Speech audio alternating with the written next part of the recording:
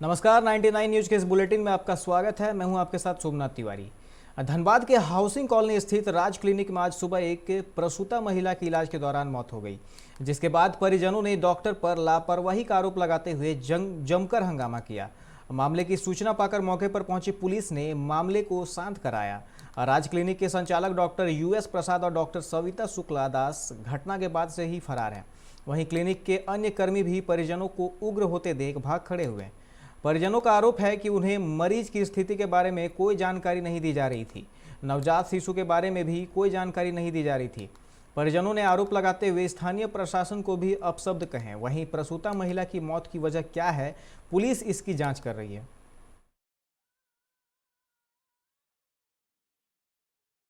मामला ये है सर कि 9:30 बजे रात में हमने एडमिट किया। उसके पेट में दर्द उठा तो बच्चा कितने बजे हुआ? 1:30 बजे बच्चा हुआ करीब सर, नॉर्मल बच्चा हुआ।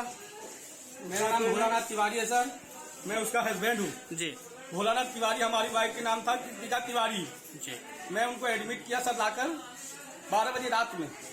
12 बजे रात में एडमिट किया। 1:21 में मेरा बेटा हुआ जी। नॉर्मल। हमें सिस्टर को बाहर आके खबर की कि आपका बेटा हुआ है। उसके थोड़ी देर के बाद हम अपने घर वाले से फोन में बात करने लगे कि ऐसा ऐसा बात है, हमारा लड़का हुआ है नॉर्मल से। ऐसा थोड़ी देर के बाद गोविंद, बबीता मैडम अंदर घुसी हुई थी। बहुत देर तक हम इंतजार किए कि आप बच्चा थोड़ा देख लेंगे, इसके बाद जाएंगे। उसके बाद मैडम निकली बाहर, बोली ब्लड लेके आई। पूरा नाम Savita Shukla Das, housing colony, nursing home. Staff Govind Mishra, Babita और दो थे, हमें नाम मालूम नहीं है, लेकिन वो सब यहीं पे थे, अंदर में घुसे हुए थे। हमारा परिवार आया, पूछा कि क्यों, क्या बात है, अभी तक निकाले नहीं बच्चा को, चाहे उसकी माँ को निकाला जाए। बोले बच्चा का थोड़ा मम्मी का नस कट गया है, ब्लड बंद नहीं हो रहा। उसके बाद मैडम क्या की, बाहर के ऊपर चल गई, छोड़ के लापरवाही छोड़ के चल गई। उसके बाद गोविंद बाहर निकला, हमें बोला कि जाइए ब्लड लेके आइए। हमें ब्लड लाने भेज दिया। फिर मैडम आई, फिर इससे क्या बात की नहीं मालूम। इसके बाद फिर मैडम चल गई, समझे ना। उसके बाद फिर हमको ब्लड लाने पे 1 घंटे बाद भेज दिया। समझे, ब्लड लेके आया, बोला जाइए इमरजेंसी है और ब्लड लेके आइए। तो कोई भी ब्लड 3 घंटा बाद देता है, जब तक 4 घंटा लगे चढ़ने में ना, तो उसके बाद ही ब्लड चढ़ेगा ना। फिर भी हम चल गए वहां पर। वहां हमको ब्लड वाला बोला कि 4 घंटे बाद चढ़ेगा ब्लड, अब थोड़ी देर के बाद ले जाइएगा ब्लड। अब हमारे साथ राहुल अग्रवाल, अर्जुन रवानी, बिट्टू शर्मा सब साथ में थे हमारे। हम PHCH गए। वहां जाने के बाद जब हम आए हैं, तब हमारी हमारी भाभी से पूछे कि बच्चा देखी, तो बोली बच्चा नहीं देखी, दिखा देगा। उसके बाद हमको बोला फिर जाकर ब्लड लेने जा। हम चल गए ब्लड लाने के लिए। जब लाने चल गए तो वहां से खबर कर रहा है हमारे घर वाला सब पीछे। जब देखने गई है, बोले भाभी क्या हालचाल, बच्चा का कम से कम फोटो दिखाओ। तो ये बोली कि जाकर देखते हैं। जाकर खोली जैसे दरवाजा, तो दरवाजे के अंदर कोई नहीं था, सब भाग गया था, सब छोड़ छाड़ के भाग गया था, कोई नहीं था वहाँ। उसके बाद फिर हमको फोन किया गया, भाभी हमको फोन की, समझे ना, कि आइए आप। अब क्या बात है? बोले क्या बात है, बोलो कोई जरूरी बात है, बोलो नहीं। हमको भनक पड़ गया कि ऐसा बात है, जब हमको इमरजेंसी में बुला रहा है, तब ब्लड का बात था, ऐसा हो गया। कोयलांचल के बड़े गुरुद्वारा में सिखों द्वारा खालसा पंथ की स्थापना के अवसर पर कई प्रकार के आयोजन किए जा रहे हैं, जिसे कोरोना के कारण सीमित कर दिया गया है। इस आयोजन में पश्चिम बंगाल और अन्य स्थानों से आए 22 लोगों को विधि पूर्वक अमृत छकाकर आयोजन संपन्न किया जाएगा। बता दें कि 13 अप्रैल 1699 को केसगढ़ साहिब आनंदपुर में 10वें गुरु गोविंद सिंह जी ने खालसा पंथ की स्थापना कर मुगलों के अत्याचार को समाप्त किया।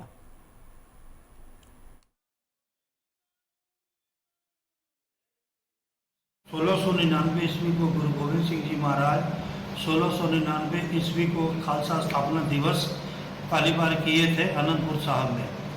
और हर साल बड़ा गुरुद्वारा में अमृतपान करवाया जाता है।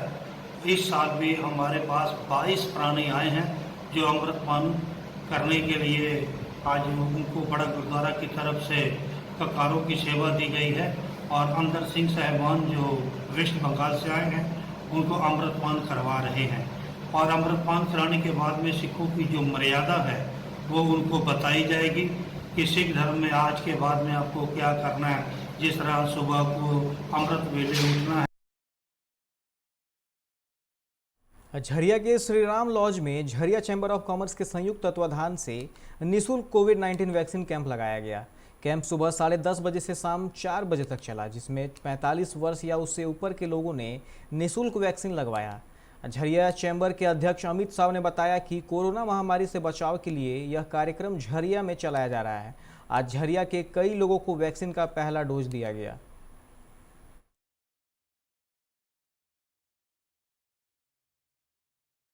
कोरोना का जो वैश्विक महामारी जो फैला हुआ है, उसी का रोकथाम के लिए हम लोग झरिया चैम्बर ऑफ कॉमर्स के तरफ से कोविड वैक्सीन का हम लोग यहाँ पर निःशुल्क जांच शिविर लगाए हैं और सभी को इंजेक्शन दिया जा रहा है। अभी तक लगभग 100 से ऊपर लग चुका है। बढ़ते कोरोना वायरस को देखते हुए जिला प्रशासन के आदेशानुसार कुमारदुबी पुलिस ने आज शहर के विभिन्न चौक चौराहों और बाजारों में मास्क जांच अभियान चलाया। इस दौरान लोगों से मास्क पहनने और सोशल डिस्टेंसिंग का पालन करने की अपील की गई। वहीं मास्क नहीं पहनने वाले कई युवकों को उठक बैठक भी कराया गया। ओपी प्रभारी पुरुषोत्तम कुमार ने कहा कि पूरे देश में कोरोना महामारी काफ़ी तेजी से फैल रहा है, इसलिए सभी लोग मास्क पहनकर ही घर से बाहर निकलें। अगर बिना मास्क के बाहर पाए जाते हैं तो उन्हें जेल के साथ साथ फाइन भी देना होगा।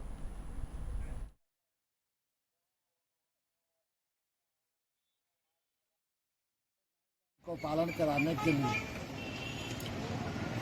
मास्क लगाना, सोशल डिस्टेंस का पालन करना, दुकानदार को भी मास्क लगाना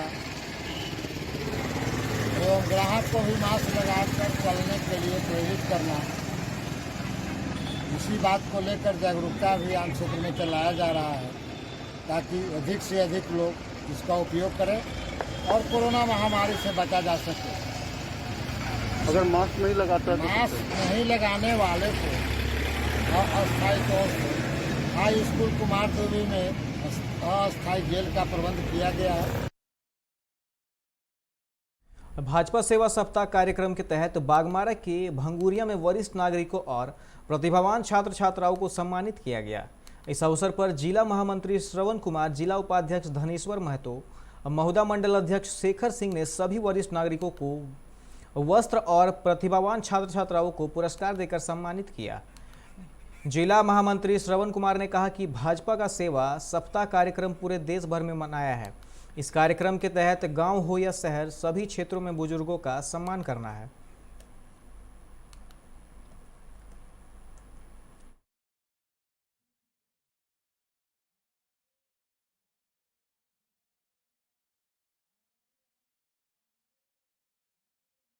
बागमारा के देव कुमार वर्मा जो पाठशाला के संस्थापक हैं, वो अपनी वेतन से सैकड़ों बच्चों को पिछले 5 साल से शिक्षा देते आ रहे थे, लेकिन आर्थिक तंगी के कारण उन्हें इसमें परेशानी आ रही है, जिसको देखते हुए उन्होंने इसमें लोगों से मदद की अपील की थी।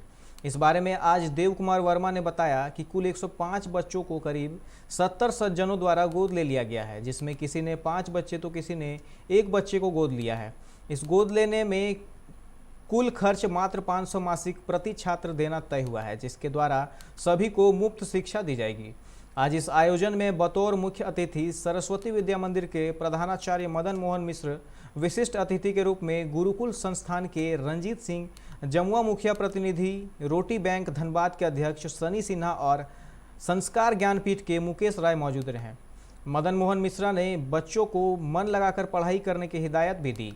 गुरुकुल संस्थान के निदेशक रंजीत सिंह ने सभी बच्चों को 10वीं के बाद अपने संस्थान में निःशुल्क 11वीं और 12वीं की तैयारी करने के लिए भी अपना सहयोग देने की बात कही। वहीं एजुकेशनल किट वितरण भी किया गया।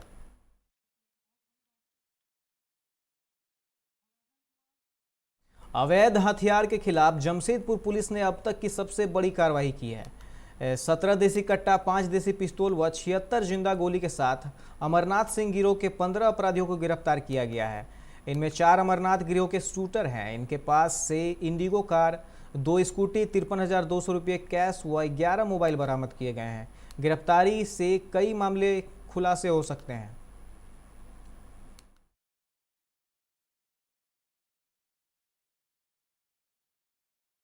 सरायकेला के कांड्रा थाना अंतर्गत कांड्रा चौक मुख्य मार्ग में एक हाईवा असंतुलित होकर सड़क किनारे पलट गई। गनीमत रही कि चालक और खलासी घटना में बाल बाल बच गए। दोनों को मामूली चोटें आई है। जानकारी के अनुसार हाईवा चांडिल से कोयला लोड कर किसी निजी कंपनी में जा रहा था। इसी दौरान यह हादसा हुआ। घटना की सूचना पाकर कांडरा थाना प्रभारी राजन कुमार दल बल के साथ पहुंचे और गाड़ी को उठाया।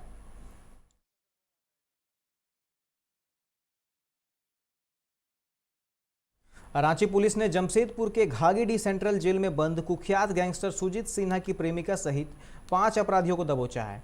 गिरफ्तार अपराधियों में एक युवती भी शामिल है जो सुजीत सिन्हा गिरोह से जुड़कर काफी दिनों से काम कर रही थी। सभी अपराधियों की गिरफ्तारी अलग अलग थाना क्षेत्रों से की गई है। जानकारी के अनुसार सुजीत सिन्हा के आदेश पर यह गिरोह किसी बड़े जमीन कारोबारी की हत्या करने वाले थे, लेकिन रांची एसएसपी की सूचना पर सभी अपराधी घटना को अंजाम देने से पहले ही धर दबोचे गए हैं।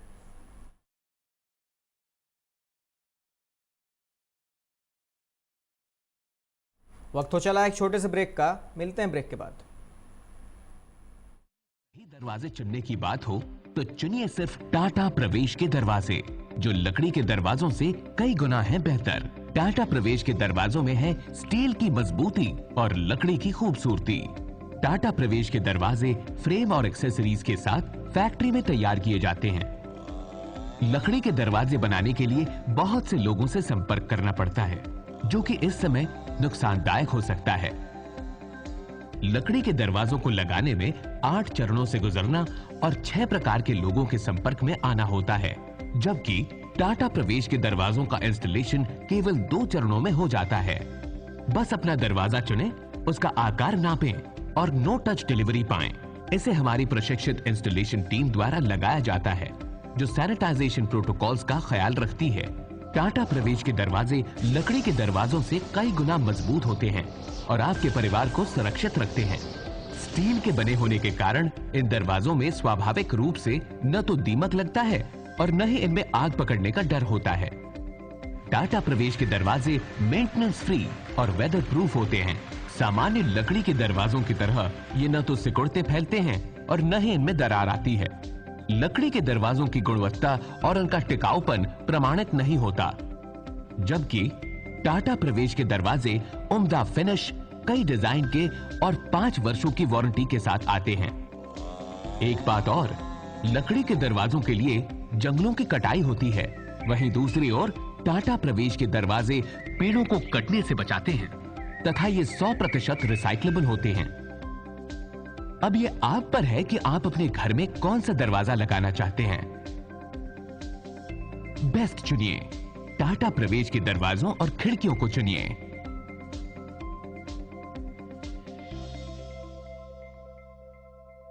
Authorised distributor Shri Ram sales, GT road, Govindpur, Dhanbad. आप इस नंबर पर संपर्क कर सकते हैं 7004709213 9534400091। Hey, I'm sexy Mr. Brown, a prince who's just been crowned. I can brighten up your day, 'cause I'm so sunny. Hey, I'm sexy Mr. Brown, heading out to town. You can hate me all the way, 'cause I got my honey. And that's not funny, my honey makes me sing all night.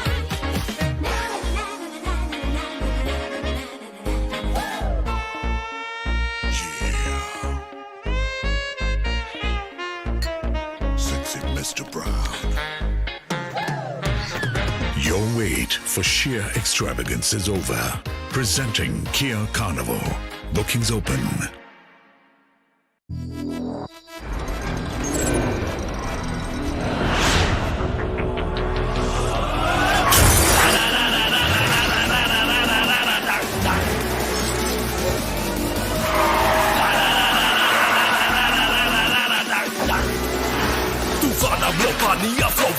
Go into your soul. Can you catch me? No. Can you match me? No. Make mujhe I'll run the roads.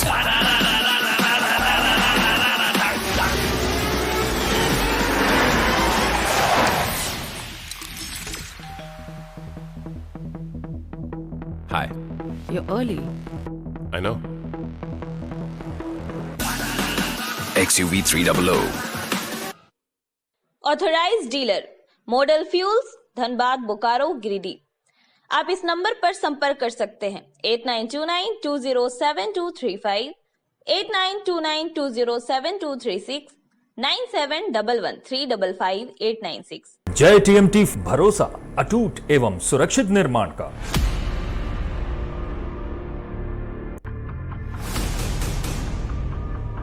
भरोसा अटूट एवं सुरक्षित निर्माण का। जय TMT 500D।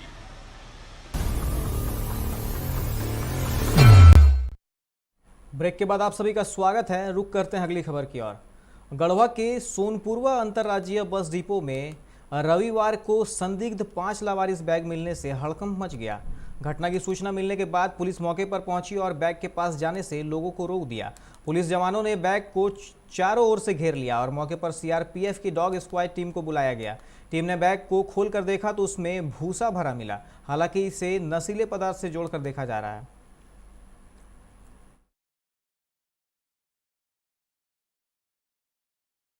Seraikela के चांडिल थाना क्षेत्र के कदमडी से सांसद प्रतिनिधि विशाल चौधरी के घर से पिछले दिनों चोरों ने एक एलईडी टीवी समेत कई सामानों की चोरी को अंजाम दिया था, जिसकी जांच के लिए पुलिस ने एक टीम गठित कर मामले के अभियुक्त मोहम्मद जाहिर उर्फ लादेन और अजीत कुमार को गिरफ्तार किया है। पुलिस ने मोहम्मद जाहिर के पास से चोरी की गई एलईडी टीवी और 16,200 रुपये भी बरामद किए हैं। चांडिल एसडीपीओ संजय कुमार सिंह ने बताया कि मोहम्मद जाहिर का पूर्व में भी आपराधिक इतिहास रहा है। उन्होंने कहा कि मोहम्मद जाहिर के खिलाफ चांडिल थाना में 4 और चौका थाना में 1 मामला दर्ज है।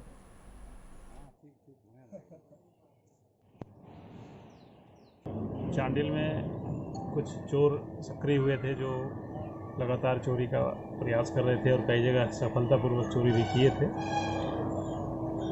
इसको ध्यान में रखते हुए जो पुलिस का अपना पकड़ने का अभियान है, छापामारी, गश्ती और ये सब चल रहा था। इसी दौरान एक और चोरी की घटना 9 अप्रैल को विशाल चौधरी के द्वारा प्रतिबिंबित कराया गया, जिसमें कि उनके यहाँ से एलईडी टीवी इत्यादि की चोरी कर ली गई थी। इसी केस के अनुसंधान के क्रम में थाना प्रभारी चांडिल और उनके सहयोगी पदाधिकारी टीम के साथ लगाया गया। रानीगंज के वार्ड 89 में टीएमसी नेता शहजादा अंसारी के नेतृत्व में पार्टी की एक चुनावी सभा हुई, जिसमें रानीगंज के टीएमसी प्रत्याशी तापस बनर्जी, पूर्व विधायक सोहराब अली, साबरा खातून समेत कई लोग शामिल हुए। इस मौके पर सोहराब अली ने चुनाव आयोग की कड़ी आलोचना करते हुए कहा कि इस समय चुनाव इसलिए रखा गया है क्योंकि कुछ ही दिनों में रमजान शुरू होने वाला है। उस वक्त घर की औरतें बाहर नहीं निकलती हैं, मगर उन्होंने सभी महिलाओं से अपील की है कि वह रमजान के मौके पर वोट डालने जाएं और ममता बनर्जी को तीसरी बार मुख्यमंत्री बनाएं।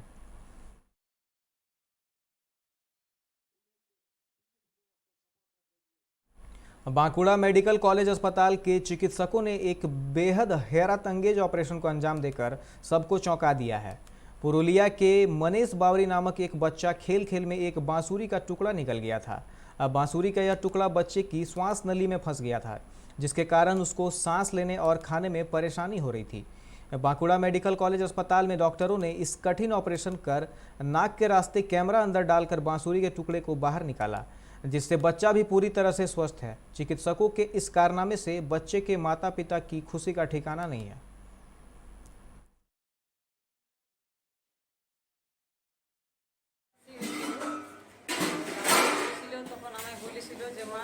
একটা বাসির যে পাতি থাকে ওটা আমি গিলে ফেলেছি। তাহলে আমরা প্রথমে ডাক্তার দেখিয়েছি, মানে প্রাইভেট ডাক্তার, তারাকে বলেছি আমি ডাক্তারবাবুদের যে ডাক্তারবাবু ওই বাসির ইয়েটা খেয়ে ফেলেছে আমার ছেলে। তো ডাক্তারবাবুরা বলছে ওইটা তো গলার মধ্যে বসে থাকবে না, ওটা পেটে চলে গেছে, পায়খানার সাথে হয়তো নেমে গেছে। তাহলে এরকম করে অনেক জায়গায় আমরা ডাক্তার দেখানো হয়েছে, কোনো জায়গায় আমার কথা মানে বিশ্বাস করে নেই। আমাদের সরকার হসপিটালে 2 বার ভর্তি করিয়েছি। ডাক্তারবাবুদেরও আমি বলেছি যে ডাক্তারবাবু আমার ছেলে একটা বাসের পাতি খেয়ে ফেলেছে।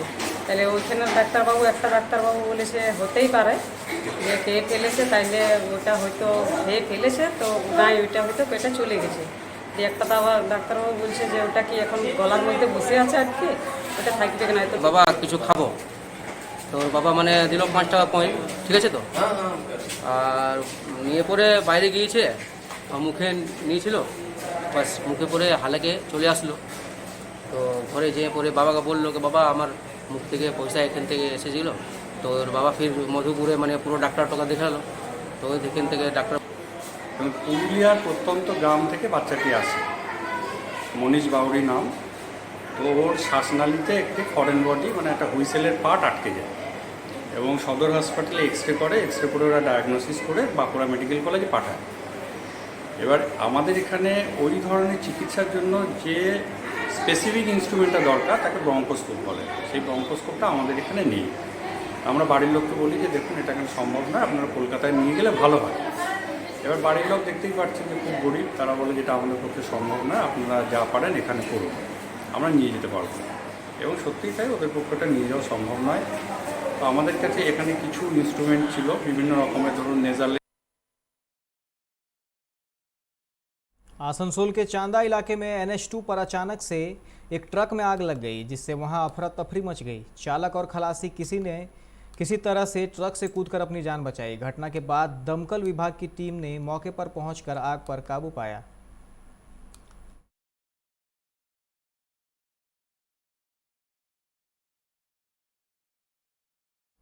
बाराबनी विधानसभा से भाजपा प्रत्याशी अरिजीत रॉय के चुनाव प्रचार के दौरान सालानपुर के खुदिका गांव में कुछ उपद्रवियों ने बाधा डालने का प्रयास किया। अरिजीत रॉय ने कहा कि मैंने सभी उपद्रवियों को नजरअंदाज कर दिया, जबकि मेरे समर्थक भी साथ में थे। ये सभी उपद्रवी तृणमूल कांग्रेस के पाले हुए गुंडे हैं जो मेरे चुनाव प्रचार को बाधित कर रहे हैं। রায় যে কালকে প্রচার এসেছিল খুদকা গ্রামে নাকি এই যে মিথ্যা একটা অভিযোগ দিয়ে গেছে, থানাতে এফআইআর করে গেছে, এটা পুরোপুরি মিথ্যে। আমাদের কোনো লোকজন ছিল না, গ্রামের মেয়ে ছেলেদের সাথে কী হয়েছে জানি না এসব ব্যাপারে, এটা পুরোপুরি মিথ্যে অভিযোগ, আর কিছু বলার নেই। তারা থানায় অভিযোগ করেছে এই বিষয়টা? অভিযোগ করতেই পারে, মিথ্যা অভিযোগ করে দিলে তো হবে না।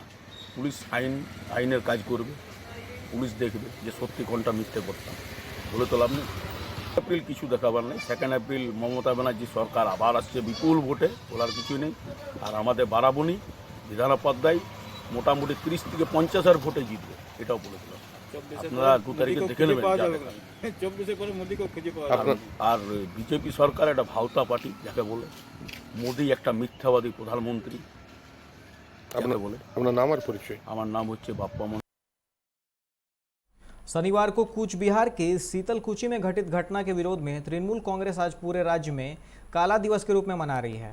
बता दें कि चुनाव के चौथे चरण के मतदान के दौरान कूच बिहार के शीतलकुची में CRPF गोली से 5 लोगों की मौत हो गई थी। बाराबनी ब्लॉक तृणमूल कांग्रेस के अध्यक्ष असित सिंह के नेतृत्व में गौरंडी मोड़ से हाटतोला मोड़ तक एक मौन जुलूस निकाला गया। इस मौके पर असित सिंह ने कहा कि प्रधानमंत्री नरेंद्र मोदी और गृह मंत्री अमित शाह को जल्द इस्तीफा दे देना चाहिए। बंगाल में केंद्र की भाजपा सरकार जिस तरह से आतंकवाद फैला रही है, उससे राज्य के लोग भयभीत हैं।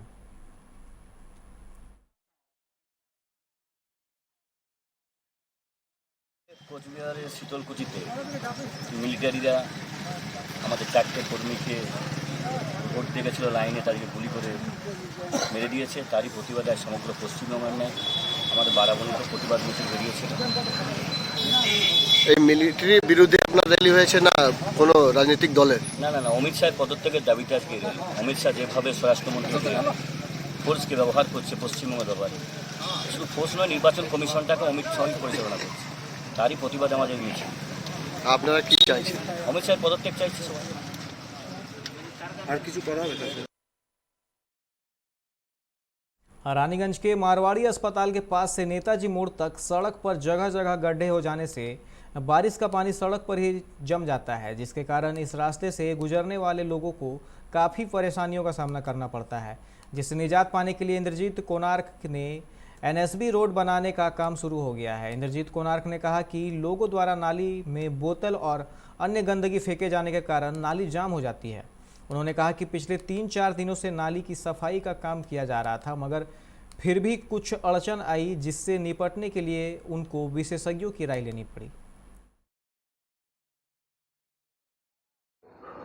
3-4 দিন আগে যে কাজটা করেছিলাম, আমাদের সোয়ারেজের যে ইয়েটা পরিষ্কার করতে শুরু করেছিলাম, আমরা মাঝপথে গিয়ে এটা আটকে গিয়েছিলাম। ওখানে এমন একটি জাম হয়েছে যেটা আমরা করতে পারিনি সেদিন, এবং সেখানে আমরা ছবি তুলে আমরা এখানকার বিভিন্ন এক্সপার্টের সাথে কথাবার্তা বললাম।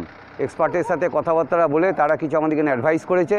আমাদের নিজস্ব অ্যাডভাইস, আমাদের এখানকার যে টিম আছে সেই টিম ওয়ার্ক নিয়ে আমরা যে কাজটা আজকে করতে নেমেছি, আশা করছি এটা सक्सेस होते पारो आज ये प्रोजेक्ट आप कर रहे हैं, ये कितने दिनों तक का মানে लगातार चलेगा? না, এই কাজ আজকের মধ্যে আমরা চেষ্টা করব ভোর 5টার মধ্যে কমপ্লিট করে দিতে।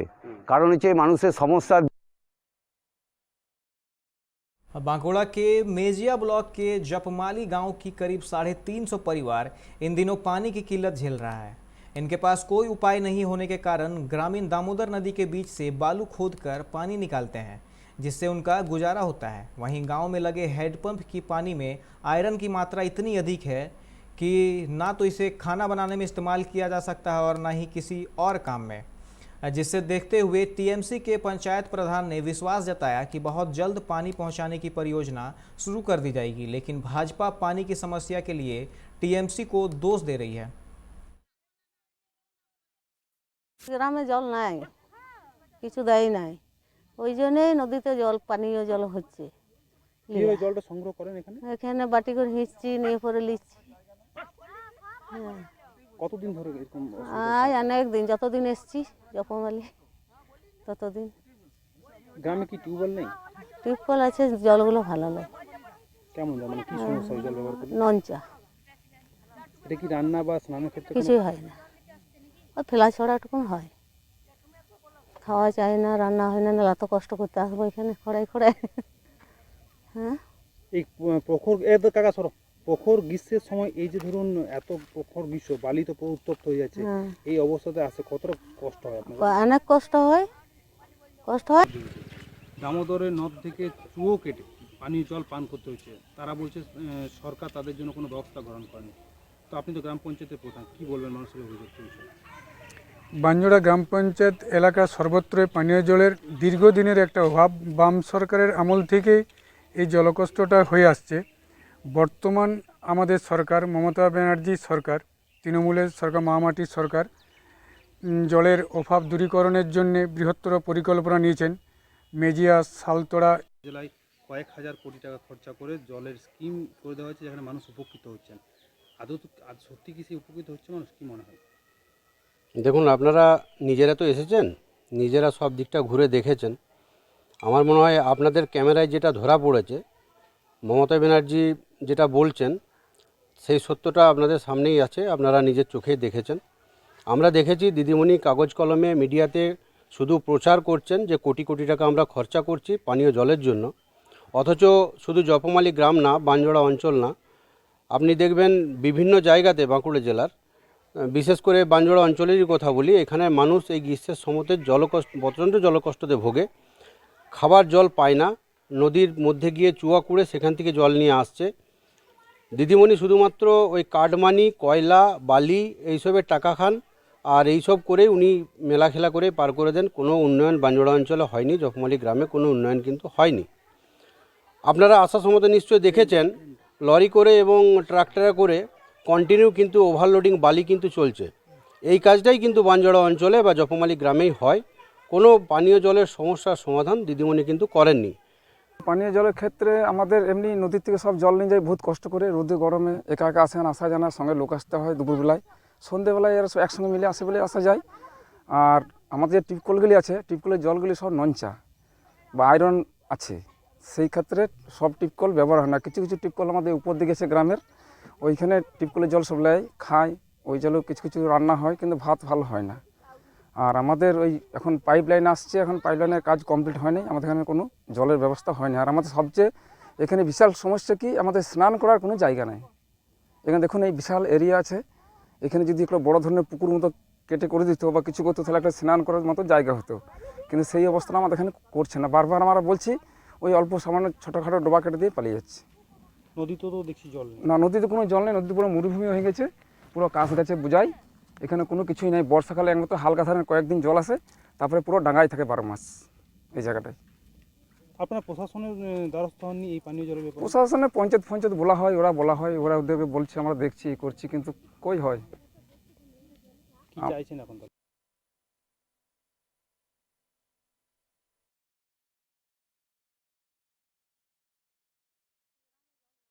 बागमारा के महुदा निवासी भाजपा नेता अजय दास की हथियार के साथ एक तस्वीर सोशल मीडिया पर वायरल होने के बाद पुलिस उन्हें ढूंढ रही थी। इसकी सूचना मिलने के बाद भाजपा नेता अजय दास ने हथियार के साथ अपने थाने में सरेंडर कर दिया। अजय दास ने कहा कि वो हथियार महज एक एयर गन है जिसका इस्तेमाल बैलून फोड़ने में किया जाता है, जिसके साथ मैंने तस्वीर सोशल मीडिया में डाला था। जिसको लेकर विपक्ष के लोग राजनीतिक षड्यंत्र के तहत मुझे फंसाने के लिए प्रशासन को गलत सूचना दी है। मैंने थाने के समक्ष अपना पेश किया है, जिसके बाद महोदा पुलिस ने मुझे छोड़ दिया। वहीं महोदा थाना प्रभारी हीरालाल तिर्की ने कहा, बागमारा डीएसपी के निर्देशानुसार अभियुक्त से संपर्क किया जा रहा था। इस बीच अजय हथियार को लेकर आया। सत्यापन में वह एयरगन मिला, जिसे आसनसोल से खरीदा गया था। सत्यापन के बाद अजय दास को छोड़ दिया गया।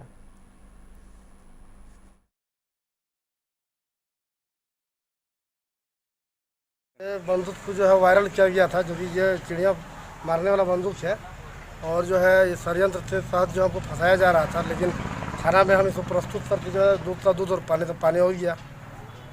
कितने दिन पहले अपलोड डाले थे सोशल मीडिया में? कितने दिन पहले डाले थे? इसको हम 8 तारीख को अपलोड किए थे।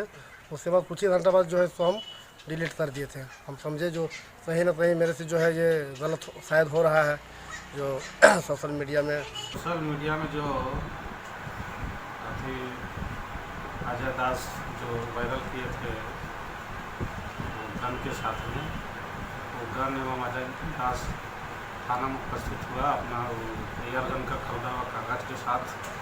और ये गन एयर गन है, ये जिसको आसनसोल में 2005 में खरीदा था। इसको इससे बैगन वगैरह फोड़ा जाता है।